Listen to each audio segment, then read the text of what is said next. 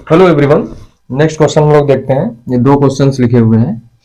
ये भी एडवांस के ही क्वेश्चंस हैं, बट काफ़ी ये सिंपल क्वेश्चंस आए हुए हैं।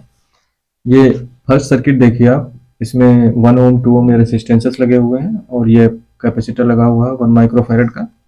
इधर 2 वोल्ट सप्लाई है, इधर 1 वोल्ट को सप्लाई दी गई है। ये स्विच यहाँ पर लगी हुई है स्विच के थ्रू। और क्वेश्चन में ये बोला गया है, पहले हम स्विच को पी पर कनेक्ट करते हैं। ये पी पॉइंट है लॉन्ग टाइम के लिए। पहले स्विच को पी पर लॉन्ग टाइम के लिए कनेक्ट किया गया, तो इस कैपेसिटर पे जो चार्ज स्टोर हो गया वो Q1 है। और उसके बाद में यहाँ से हटा करके Q पर लॉन्ग टाइम के लिए कनेक्ट कर दिया गया, तब जो कैपेसिटर पे चार्ज स्टोर हुआ वो Q2 है। दोनों ही कंडीशन में स्टेडी स्टेट की बात हो रही है। तो ये Q1 और Q2 हमें बताने हैं। तो ये सिंपल क्वेश्चन है, करते हैं हम लोग। सबसे पहले क्या करेंगे, इसको P से कनेक्ट कर दिया। जैसे P से कनेक्ट करोगे और स्टडी स्टेट अगर कर जाएगी और ये फुल्ली चार्ज हो जाएगा, इसके अंदर कोई करंट नहीं जाएगी। तो करंट केवल कैसे चलेगी, इस तरीके से ऐसे ऐसे चलेगी। और हम मान लेते हैं यहाँ का वोल्टेज क्या है, 0 वोल्ट।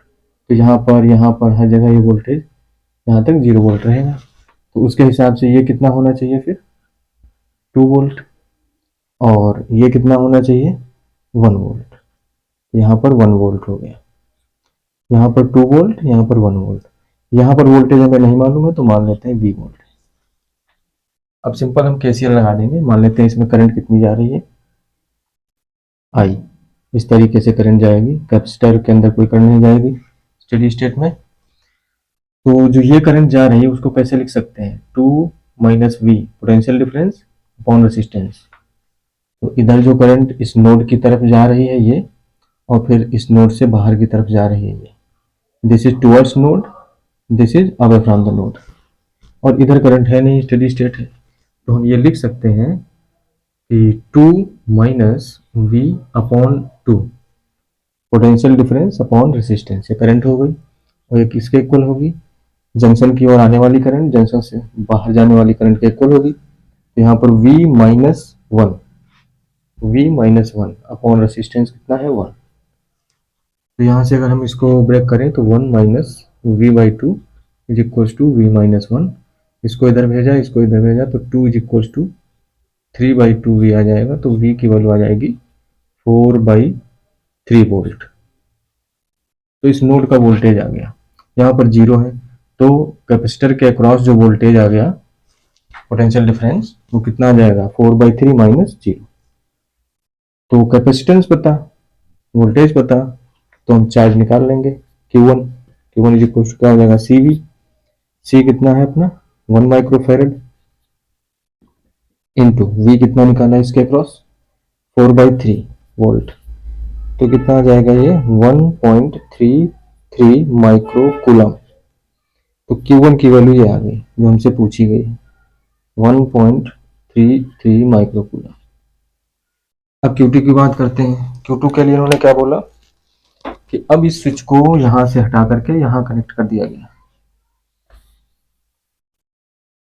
तो जैसे इस स्विच को हटा करके हम यहां कनेक्ट करेंगे तो सर्किट कुछ ऐसा हो जाएगा, ये इस तरीके से। अब फिर से, अब यहाँ पर जैसे इसको हमने कनेक्ट किया तो पहले से वो चार्ज हो चुका था 1.33 माइक्रोकूलम तक, और वोल्टेज कुछ यहाँ आ चुका था अपना 4/3 वोल्ट। जैसे ही इसको यहाँ से कनेक्ट करोगे तो फिर से चार्जेस का रिडिस्ट्रीब्यूशन होगा, ठीक है। इस वोल्टेज को हमने हटा दिया और फिर फाइनली स्टेडी स्टेट अगर कर जाएगी। दोनों ही केसेस में बोला गया है आफ्टर लॉन्ग टाइम।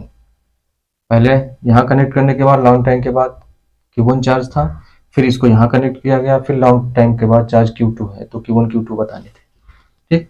तो फिर से क्या होगी, स्टेडी स्टेट अगर कर जाएगी और इधर कोई करंट नहीं जाएगी।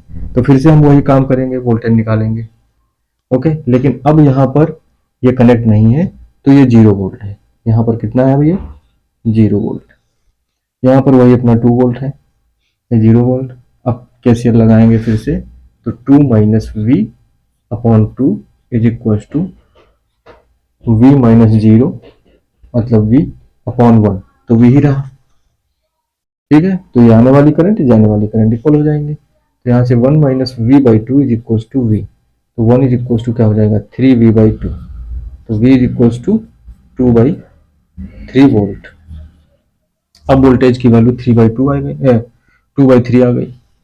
तो अभी Q2 कितना हो जाएगा, फिर CV लगाएंगे, C है 1 माइक्रोफेरेड और V की वैल्यू 2/3 आ चुकी है, तो ये आ गया अपना 2/3 माइक्रो कूलम। तो ये Q2 की वैल्यू आ जाएगी 2/3 मतलब 0.66667 कर लेते हैं इसको माइक्रो कूलम।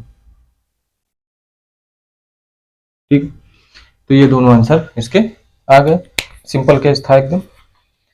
नेक्स्ट क्वेश्चन की ओर बढ़ते हैं, ये तो और भी सिंपल है।